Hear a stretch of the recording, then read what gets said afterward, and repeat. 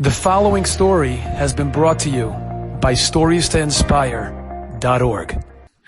But I want to tell you a story, and this was what shakes me up. I just had a young boy that I unofficially adopted. He was just in my home for 10 days before Hanukkah. And this young boy called me a number of years ago, and he said, "Shalom, Rabbi Brog. I would like to become your Talmid."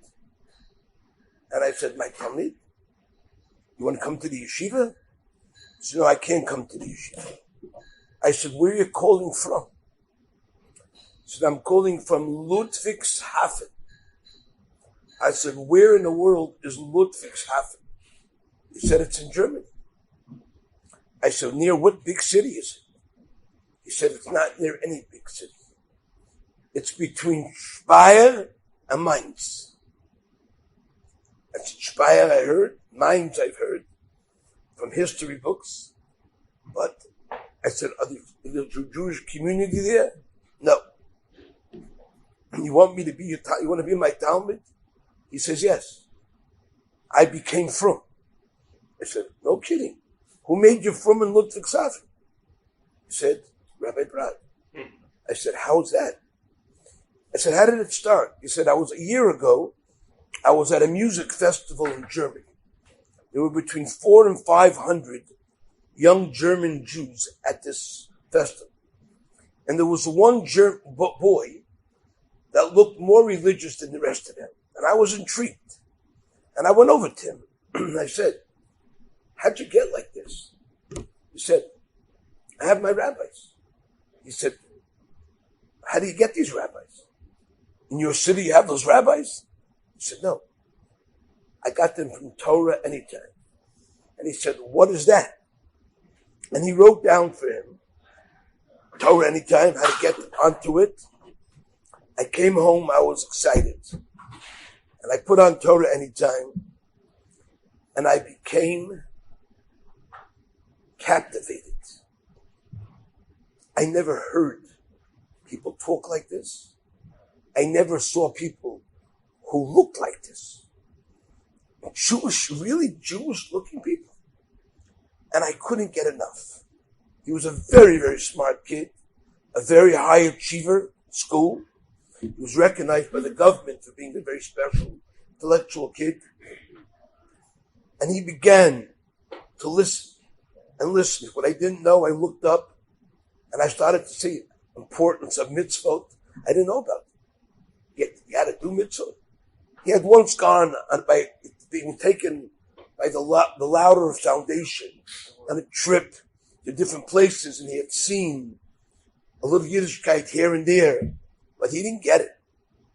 And he said, "I have since become frum." I said, "And how did you get kosher food?"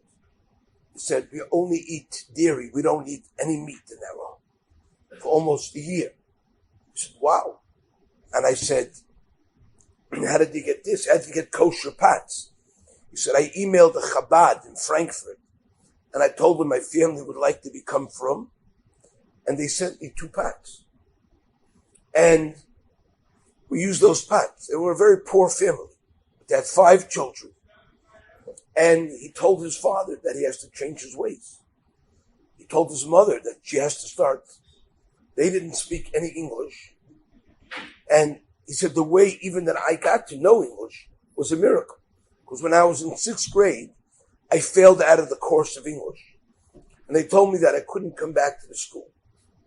And I was looking into other options. And my mother said, "I want you to take a summer course and learn English." And I became the best student in the school for English, the top English student. And I never understood, what did I need English? Now I know, in order to become frum. I said, "How did you know how to read?" "I didn't teach you how to read."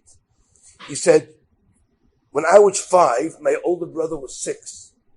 There was a young man in Ludwigshafen that became a Baal Tshuva. And for some strange reason, He chose me and my brother, and he every week taught us the alphabet, how to read, and he told us about the parasha.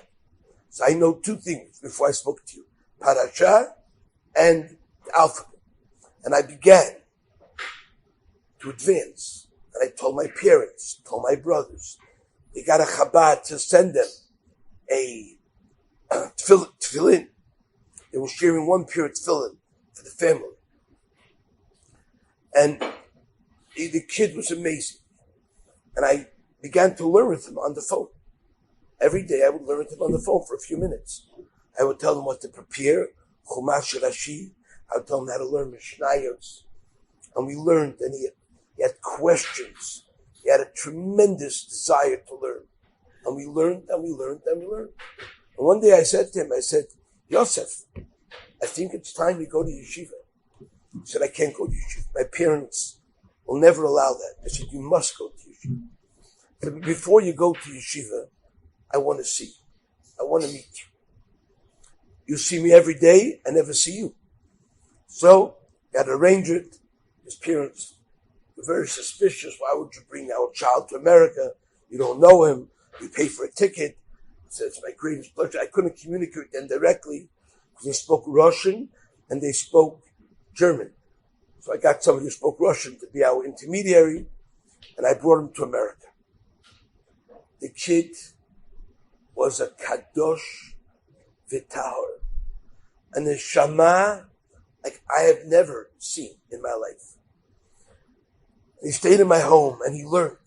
I mean, an entire day. He don't want to see America. If you want to see America, I'll take you around. I have one interest, to learn Torah. And he stayed in my yeshiva and we learned literally a whole day. It was phenomenal. Then he went back and I said, it's time to go to yeshiva. And I tried to get him to yeshivas in America, and Hashem blocked me on every. Finally I said, what's the continent that's closest? He said, England. So I said, England? Okay. There's a famous yeshiva in England called Gateshead Yeshiva. Very famous yeshiva. So I called up the Rosh Yeshiva and I said to them, I have a young boy who needs a yeshiva.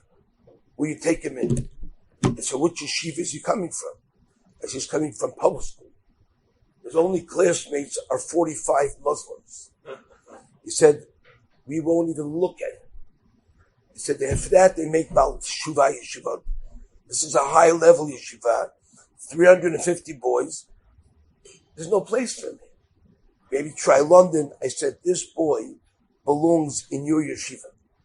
I'm telling you, he's heads and shoulders above most of your tummy. He says, he's making fun of us. What do you think? He's from public school. I said, meet the kid.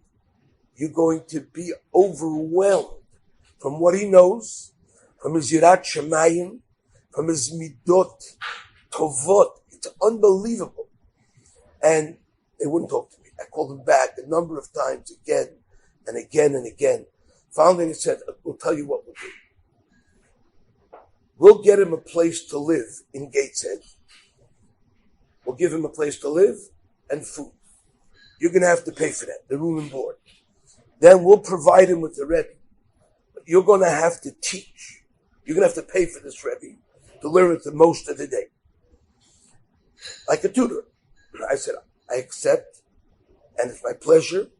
So after 3 months, we will take a look at it.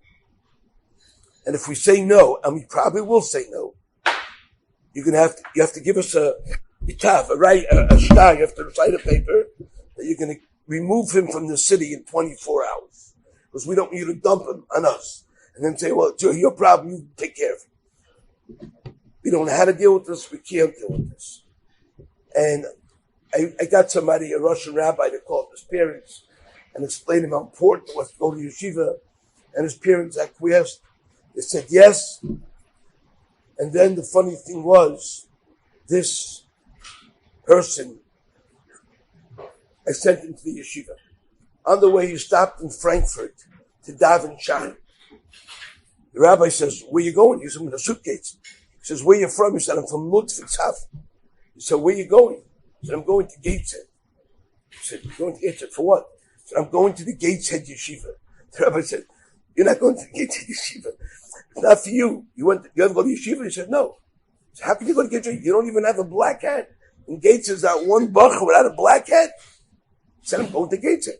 You showed him the address. He said, I can't believe it. They took you in Gateshead. So, well, no, I'm not in Gateshead yet. I'm going there. So this rabbi arranged for him, when he goes to Gateshead, how to get a black hat.